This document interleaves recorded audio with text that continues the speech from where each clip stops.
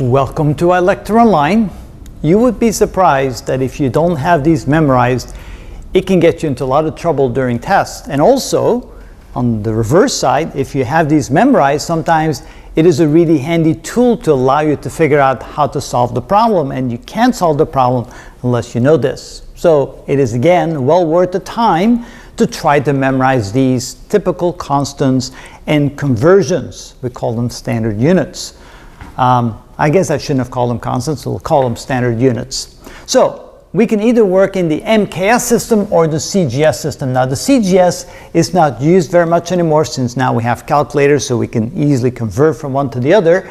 But the MKS system means meters, kilograms, and seconds, where the CGS system means centimeters, grams, and seconds. Notice that I like to write seconds as SEC instead of just S. That's just my personal taste. It's not necessarily the standard way of writing seconds. For temperature, we use kelvins. Those are degrees. And notice that 1 centigrade degree equals 1 Kelvin degree. So the size of the degrees are the same in centigrade or Celsius versus Kelvin. But of course, they're offset by 273 from the 0 point. 1 mole of atoms is equal to 6.02 times 20 times 10 to the 23rd atoms. In other words, it's equal to Avogadro's number of atoms if you have 1 mole of something, typically atoms, of course, or molecules. Candela is written as CD, and we'll see a little bit more about that later.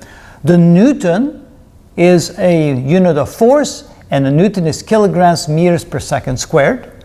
A Pascal is a unit of pressure, which is newtons per square meter. And a joule is units of energy or work, which is a Newton times a meter.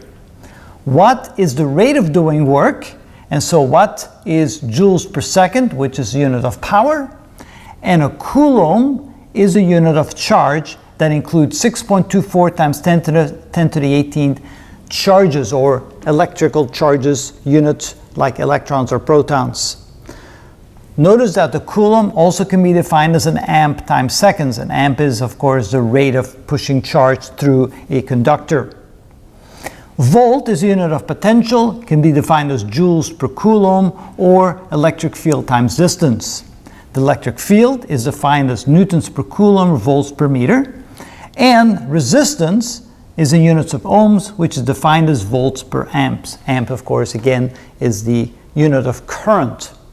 Capacitance is expressed in terms of farads. We use the letter F, and by definition is coulombs per volt, or amps times seconds per volt. Magnetic flux, called a Weber, is volts times seconds. And inductance, which we write as an H for henries, is volt times seconds per amps. Magnetic flux density is T, which is Tesla, which is Webers per square meter. Magnetic field strength, we use the letter B for that, is equal to the ratio of amps divided by meters. And luminous flux, we write as lumens. We use the letters LM, which is equal to candelas, which is what we have over here, right? That's where candelas come from, times steradians. A steradians is a square made out from the angle of a radian. So a radian by radian gives you a steradian, multiplied times candela gives you lumens, which is luminous flux. The amount of light flux that goes through a certain angular square angle of 1 radian by 1 radian. Luminance is candela per square meter. So it's the intensity of luminous flux gives you, if you divide it by a square meter, gives you luminance. Illuminance is lux, which is lumens per square meter.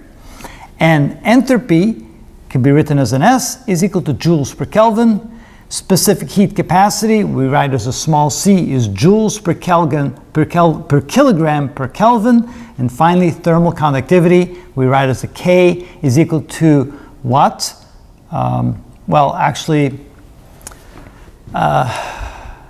Yeah, it would be watts. It would be, yeah. So there's the intensity in watts per meter per Kelvin. So that is correct as well.